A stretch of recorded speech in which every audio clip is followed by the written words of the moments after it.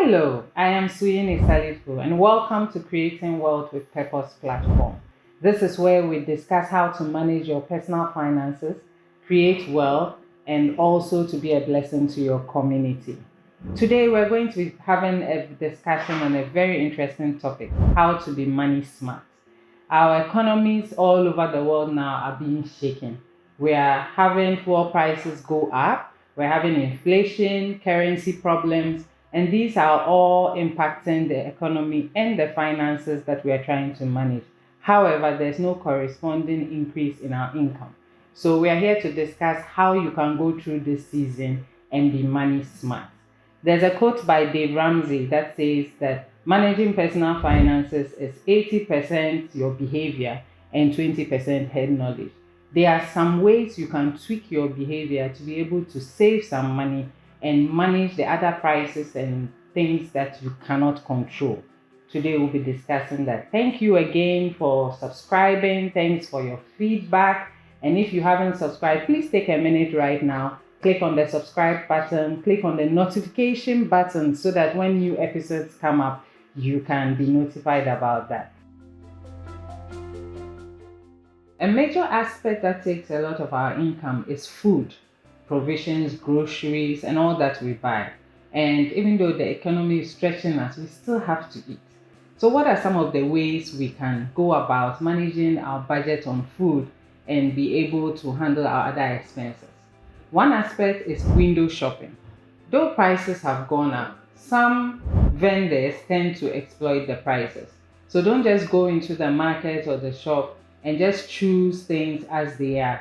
Do some window shopping, compare prices, and you may find that you'll be able to save on several items just because you went round first before purchasing things.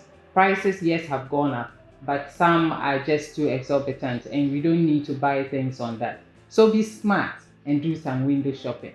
The other one is bulk buying. Now we tend to think that, it takes so much money. But with the way prices of things are changing, you do yourself good if you buy things in bulk. If you are not able to shop for a full month, you can try 2 weeks and then you do another 2 weeks. Every other week, prices keep changing, so you save yourself a lot on that. Also, transportation to go to the market and even your time that you spend. So plan to go buy in bulk, buy what you need for the spread of time that you need, and then you can use it, and when it's finished, you can go back to the market. You don't need to go every week or pass to the shops round every other day to do your grocery shopping or provisions if you plan well. Another aspect is to share with family and friends. So you can buy things that both of you can agree, even with your colleagues, like a crate of tomatoes, a carton of tin tomato, milk, whatever it is. And then you can split that. So you can get it at a unit price or wholesale price, which is far cheaper, and still get the benefits to use for your family. So consider engaging your friend, your family, your colleague, and see how you can share some of these things that everybody uses anyway, but you can get it at a cheaper price. Now this one, I know people may not like it too much, but it's a very good point to take your lunch to work. If where you work, it is possible to take food, please do. We spend a lot of money buying food, going to the canteen or the restaurant buying food, and have this habit of always buying a drink to go with the food, on, and our expenses go high. If you calculate what you spend when you go out to work on only food, you'll be amazed, and that can be saved when you take lunch to work. When you take lunch to work too, it improves your health. You are sure of the food you are eating, you are also sure of how it's prepared, and you can maintain your health status, keep yourself healthy, and probably save on medical expenses as well. So it's a 2-in-1 win when you take lunch to work. Those are some of the tips we can look at when it comes to food and shopping, when it comes to that aspect of our budget. The other thing we want to talk about is clothes. Have you ever stood before a closet and said, I don't know what to wear. However, the closet is full of many clothes. Oh, sorry, not you. but someone else. Don't worry, I'm not judging you. We've all been there. So there are many times we keep buying clothes. Our closets and suitcases are packed and full, and yet we say we don't know what to wear. There's a principle by Pareto, it's called the 80-20 principle. It says that you wear 20% of your clothes 80% of the time. So just take a moment and go into your closet and see. There are many things you haven't worn and which you can be creative and wear. You don't need a new outfit for every event. You can go through and see that yes, you've been wearing these clothes, but you have these other ones. And I understand we all want to look great, but looking great doesn't mean you have to be expensive. So just take a moment, see how you can combine things, see how you can be creative, change something up, add a necklace, accessorize on something, and voila, you are looking so beautiful. And please, when you take an old dress and wear and spice it up, and you are looking so nice, and someone compliments you, just say thank you and keep pushing. Don't say, oh, this old dress or this old top. No, we are being money smart. So that's another area you can check. Then we have a habit also of buying clothes for the future.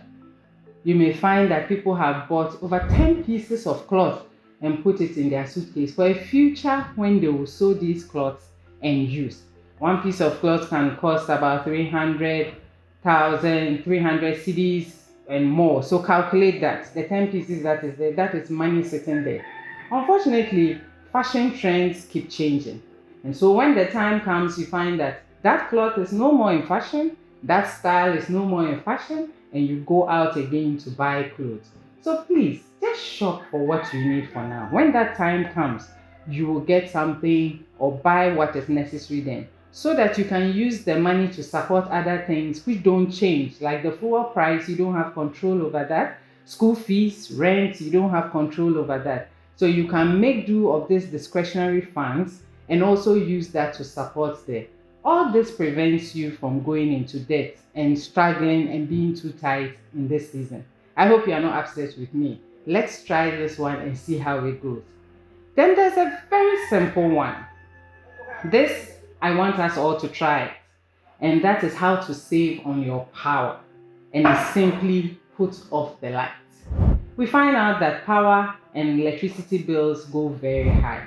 And most of the times you could all be in the living room and all the fans and air conditions and all the other bedrooms are on. Please turn off the light. If you are out of a place, turn off the light. If your gadgets are plugged in, switch them off when you are leaving home, unplug them. You'll be amazed how you can cut your electricity and power bill just by turning off the light. So try it. I'm sure and discuss with us in the comments so the rest of the world family we can get to know for 1 month and see how you can cut down on your bill for power and electricity.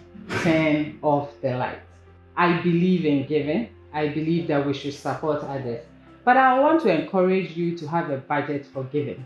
In this day, there's a trend where you get messages from people always asking, oh, can you send me a mobile money transfer of 50 cedis? I'm hot. I really need it. I am desperate. On and on. 50, 100, 20, 80, hereabouts. The challenge with that is that they think they are just asking for a small amount of money, but they didn't realize that you have received the same message from about 10 people. And so you have to be money smart. Have a budget for giving. You want to help people, yes. And then also be wise. You need to know that not every request is a death, tragedy, and emergency that is going on. Some people have made their budget with your income and have decided that that is how they are going to live and are not managing their personal finances. By the end of the month, you now find that so much of your money has gone out, and then you have to now go borrow to meet your basic needs. So please do support people, do help people, but have a budget for it. And when it's over, you need to be firm to communicate to the family and friends that this month, unfortunately, I can't help you. What is very sad is when someone who is in genuine need comes and then you've given out all this money and you cannot help the person. So let's be smart, let's be wise, let's support people, but let's have a budget for that. Another one is your airtime and credit. We know that right now we move a lot on data, we make calls, etc., etc. That is why we have so many networks. So please think about it and compare prices. Look for bundles, look for deals. Make sure you can save on that budget. If you sit down to track how much you've used on just topping up your airtime and things without thinking through to it, you'll be amazed at how much you've spent. But maybe one network for the same amount of money gives you more data, and another one more airtime. So why don't you try it? Do a bit of research and use it for that. Also, it's not everything that requires a phone call. When you make a phone call, you have to now greet the whole family, check how the weather is on and on for a simple request.